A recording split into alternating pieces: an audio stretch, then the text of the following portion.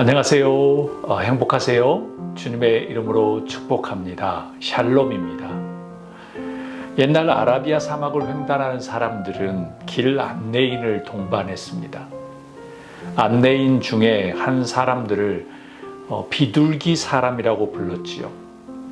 그는 일평생 안내를 맡으면서도 한 번도 잘못 들어선 적이 없다고 자부하는 인물이었습니다.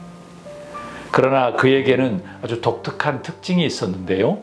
그는 한 마리의 비둘기를 항상 품에 품고 다녔습니다.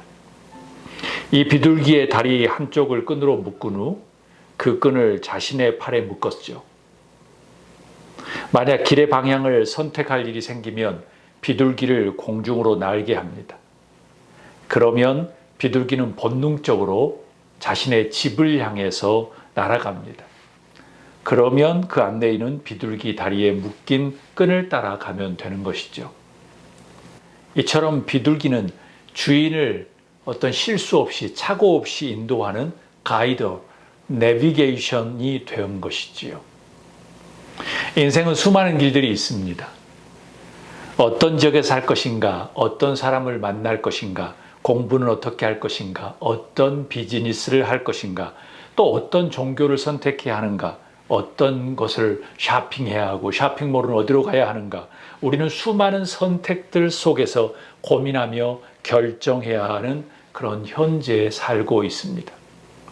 만약 어느 누군가가 선택하는데 도와준다면 난감하고 어려운 상황이 많이 개선될 것입니다. 도움의 손길, 안내하는 인도자, 때로는 교육하는 멘토들이 필요한 시기를 우리는 살고 있지요. 그만큼 경쟁이 투쟁처럼 아주 힘든 상황, 그런 시기를 우리는 살고 있기 때문이에요. 몇 해 전에 한국의 다큐멘터리를 보다가 한국의 귀농 인구들이 아주 많이 늘어나고 있다는 것을 알게 되었습니다. 이런 추세로 가면 몇 년 안에 300만 명이 육박할 거라는 그런 조사도 있었어요. 그런데 그런 귀농의 신바람 가운데 많은 사람들이 몇 년 안에 실패를 하거나 아니면 포기한다고 합니다. 어떤 나이 드신 여성분이 99%가 말라 죽은 그 농작물을 보면서 이렇게 말해요. 어느 누가 조금의 조언과 도움의 말만 해줘도 이렇게 고생하고 좌절하지 않을 것이다 라고 울먹이면서 말하는 인터뷰를 보았어요. 그만큼 옆에서 돕는 말 한마디가 얼마나 중요하다는 것을 깨닫는 순간이었죠. 사랑하는 여러분, 여러분들이 다른 사람들의 길을 가이드하고 도움을 줄 수 있는 그런 사람들이었으면 참 좋겠습니다. 우리 16절 말씀을 한 목소리로 읽도록 하겠습니다. 내가 또 말합니다. 여러분은 성령께서 인도하여 주시는 대로 살아가십시오. 그러면 육체의 욕망을 채우려 하지 않을 것입니다. 아멘. 너무나도 멋진 말씀입니다. 바울 사도는 갈라디아 교회에게 성령께서 인도하여 주시는 대로 살아가라고 지금 아주 힘있게 강조하고 있어요. 그러면 육체의 욕망에 따라 살아가지 않게 될 것이라고 이야기해요. 우리가 그렇게 힘들어하고 제어하기 쉽지 않은 그 육체의 욕망을 따라서 살지 않게 하는 것은 성령께서 인도하시는 대로 살아가라는 거예요. 그럼 성령을 따라가는 것은 무엇일까요? 우리 16절을 자세히 보면 두 개의 개념이 아주 대조적으로 상충됩니다. 성령과 육체라는 개념이에요. 만약 성령을 따라가는 것에 대한 개념이 모호하면 반대로 육체의 욕망을 따라 살지 않는 것이 곧 성령을 따라 사는 것이라고 이해하면 됩니다. 육체와 성령을 구별하는 여러분이 되셨으면 좋겠습니다. 우리 다 함께 17절 말씀을 읽도록 하겠습니다. 육체의 욕망은 성령을 거스리고 성령이 바라시는 것은 육체를 거스립니다. 이 둘이 서로 적대 관계에 있으므로 여러분은 자기가 원하는 일을 할 수 없게 됩니다. 아주 정확하게 세번역은 말합니다. 적대 관계라고 말합니다. 17절에서는 더욱더 확실하게 성령과 육체의 욕망이 서로 아주 상충의 개념을 넣어서 서로 싸운다는 거죠. 적대적인 관계라고 말씀합니다. 확실하게 누가 이기고 누가 지는 게임이 아니라 지금 싸우고 대치하면서 눈치 보는 상황이라는 거예요. 로마서 7장 19절에서 24절 우리 한 목소리를 읽어볼까요? 나는 내가 원하는 선한 일을 하지 않고 도리어 원하지 않는 악한 일을 합니다. 내가 해서는 안 되는 것을 하면 그것을 하는 것은 내가 아니라 내 속에 자리를 잡고 있는 죄입니다. 여기에서 나는 법칙 하나를 발견하였습니다. 곧 나는 선을 행하려고 하는데 그러나 나에게 악이 붙어 있다는 것입니다. 나는 속사람으로는 하나님의 법을 즐거워하나 내 지체에는 다른 법이 있어서 내 마음의 법과 맞서서 싸우며 내 지체에 있는 죄의 법에 나를 포로로 만드는 것을 봅니다. 아, 나는 비참한 사람입니다. 누가 이 죽음의 몸에서 나를 건져주시겠습니까? 아멘. 너무나도 유명한 말씀이지요. 바울 사도도 내 지체에는 다른 법이 있어서, 내 몸에는 다른 법이 있어서 내 마음의 법과 맞서서 싸운다라고 지금 표현하고 있습니다. 이 두 개념은 계속적으로 싸우면서 투쟁하는 적대적인 관계라는 거예요. 그럼 본문 17절 후반전에 여러분은 자기가 원하는 일을 할 수 없게 됩니다라고 하는 의미는 무엇일까요? 로마서 17장 15절 우리 한 목소리를 읽어볼까요? 나는 내가 하는 일을 도무지 할 수 없습니다. 내가 해야겠다고 생각하는 일을 하지 않고 도리어 해서는 안 되겠다고 생각하는 일을 하고 있으니 말입니다. 아주 정확하게 답을 이야기해 주고 있습니다. 사랑하는 여러분, 육체의 욕망을 쫓는 삶에서 승리했으면 좋겠습니다. 승리하셔야 합니다. 우리 다 함께 18절 말씀을 읽도록 하겠습니다. 그런데 여러분이 성령의 인도하심을 따라 살아가면 율법 아래에 있는 것이 아닙니다. 성령의 인도하심을 따라가면 율법 아래에 있는 것이 아니라고 이야기합니다. 아멘. 그러나 바울 사도는 걱정하지 말라고 이야기해요.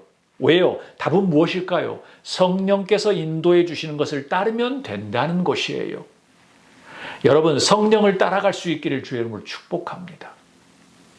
율법의 죄 가운데 종노릇하지 않는 최고의 방법, 길을 지금 보여주시는 것이에요. 어떤 거죠? 성령을 앞서가면 안 된다는 거예요. 성령을 따라가라는 겁니다. 세상의 욕심은 성령을 무시하고 성령을 배제하고 살라고 이야기하죠. 그런데 바울 사도는 이야기합니다. 성령을 따라가라고 말합니다. 성령을 따라가는 것은 무엇일까요? 우리가 일상적으로 말하는 성경대로 사는 것, 그리고 기도와 말씀으로 사는 것, 하나님과 동행하는 것, 이렇게 말해도 틀리지는 않습니다. 그러나 의미적으로 알 것 같지만 조금 더 자세히 이해하는 것이 아주 중요할 것 같아요. 마태복음 12장 31절에서 32절 우리 한 목소리를 읽도록 하겠습니다. 그러므로 내가 너희에게 말한다. 사람들이 무슨 죄를 짓든지 무슨 신성 모독적인 말을 하든지 그들은 용서받을 것이다. 그러나 성령을 모독하는 것은 용서를 받지 못할 것이다. 또 누구든지 인자를 거슬러 말하는 사람은 용서를 받겠으나 성령을 거슬러 말하는 사람은 이 세상에서도 어느 세상에서도 용서를 받지 못할 것이다. 아멘. 세상에서 예수님을 모독하는 것, 그런 것도 용서받을 수 있다. 그렇지만 성령을 모독하는 것은 용서받지 못하다고 말합니다. 성령을 따라가는 것과 성령을 모독하는 것은 정확히 반대되는 개념이에요. 오늘 마태복음 12장 상황을 보면 예수님께서 말씀하시는 의도를 알 수 있는 거예요. 예수님께서 귀신이 들려서 눈이 멀고 말을 못하는 사람 하나를 고쳐주셨어요. 그때 바리새파 사람들이 예수님을 향해서 이렇게 이야기해요. 귀신의 두목인 바알세불의 힘을 빌리지 않고서는 귀신을 내쫓지 못할 것이다 라고 말합니다. 예수님께서 화가 나셨어요. 나라도 갈라지면 망하고 성이나 가정도 갈라지면 버티지 못한다. 사탄이 사탄을 내쫓으면 스스로 망하는 것인데 말이 되느냐라고 이야기해요. 그런 상황에서 이런 말씀을 하신 겁니다. 상황이 상상이 되십니까? 눈에 그려지십니까? 그때 이렇게 말씀하세요. 33절. 나무가 좋으면 그 열매도 좋고 나무가 나쁘면 그 열매도 나쁘다. 그 열매로 그 나무를 안다. 독사의 자식들아, 너희가 악한데 어떻게 선한 것을 말할 수 있느냐? 마음에 가득 찬 것을 입으로 말하는 법이다. 선한 사람은 선한 것을 쌓아두었다가 선한 것을 내고 악한 사람은 악한 것을 쌓아두었다가 악한 것을 낸다. 내가 너희에게 말한다. 사람들은 심판날에 자기가 말한 온갖 쓸데없는 말을 해명해야 할 것이다. 내가 내게 한 말로 무죄 선고를 받기도 하고 유죄 선고를 받기도 할 것이다. 아멘. 무섭기도 한 말씀입니다. 예수님께서 성령을 거역하는 일을 구체적으로 비유로 말씀하십니다. 악한 사람은 악한 것을 쌓아두었다가 악한 것을 밖으로 내뱉는다는 거예요. 이것은 마지막 날에 해명해야 할 것이라고 말합니다. 유죄 선고를 받게 될 것이라고 강조하고 있어요. 사랑하는 여러분, 좋은 나무가 되십시오. 그것은 좋은 열매가 나올 겁니다. 아주 유치한 것 같은 말이지만 진리인 것 같습니다. 확실해요. 성령을 사모하고 따르기를 소망하는 사람들은 성령과 함께 친밀하게 동행하려고 합니다. 그러면 성령의 역사에 바알세불이라고 따지거나 불평하거나 원망하거나 비방하지 않습니다. 만약 그렇게 비방하면 마지막 날에 해명해야 될 거리가 너무나도 많다는 거예요. 성령을 모욕하는 것은 용서받지 못한다는 겁니다. 그래서 34절에 이야기하잖아요. 독사의 자식들이라고 말하는 겁니다. 사랑하는 여러분, 성령과 친밀하게 지내십시오. 성령과 친해지십시오. 우리 다 함께 19절 말씀을 읽도록 하겠습니다. 육체의 행실은 환히 드러난 것들입니다. 곧 음행과 더러움과 방탕과 20절 읽습니다. 우상숭배와 마술과 원수매증과 다툼과 시기와 분냄과 분쟁과 분열과 파당과 21절 질투와 술취함과 흥청망청 먹고 마시는 노름과 그와 같은 것들입니다. 내가 전에도 여러분에게 경고하였지만 이제 또다시 경고합니다. 이런 짓을 하는 사람들은 하나님의 나라를 상속받지 못할 것입니다. 아멘. 또한 성령을 따르는 반대되는 개념인 육체의 행실을 보면 더욱 구체적으로 알 수 있지요. 성령을 모욕하고 성령을 따르지 않는 것, 그것을 뭐라고 이야기합니까? 음행, 더러움, 방탕, 우상숭배, 원수, 다툼, 시기, 분노, 이기심, 분열, 분파, 질투, 술취함, 흥청거림 등등등. 참 흥미로운 것은 이 모든 육체의 행실들이 독사의 자식들아라고 꾸지람을 들었던 그들의 입에서 나온 것과 비슷하다는 겁니다. 많이 나쁜 것처럼 보이지만 살인은 아닙니다. 교통사고도 아니에요. 방화도 아니에요. 사기친 것도 아니에요. 전쟁도 아닙니다. 그냥 우리 일상 속에서 빈번하게 일어날 것 같은 것들입니다. 그런데 이것은 성령을 모욕하거나 성령을 따르는 것과 정반대의 개념에 서 있는 것입니다. 육체의 행실은 하나님의 나라의 유업을 받을 수 없다고 바울 사도가 이야기합니다. 받을 수 있다 없다가 아니라 그 육체의 행실을 따르면 하나님의 나라의 유업에 가까이 가지 못한다고 해석하는 것이 정확할 겁니다. 성령에 속하기 쉽지 않다는 것입니다. 꼭 성령을 거역하는 죄는 사함을 받지 못한다는 말씀과 일맥상통합니다. 예수님은 영혼을 살리는 것, 즉 긍휼, 헤아림, 구원의 중점을 두고 사역하셨어요. 귀신 들린 자를 고치는 것에 관심 없는 바리새인들은 유태인이라네, 바알세불이라네 분쟁하고 비판하고 이기심과 질투를 했죠. 이 모든 것들이 그들에게는 일상적이었어요. 그래서 인간의 영혼을 죽이는 큰 중범죄였음에도 불구하고 그들은 느끼지 못했죠.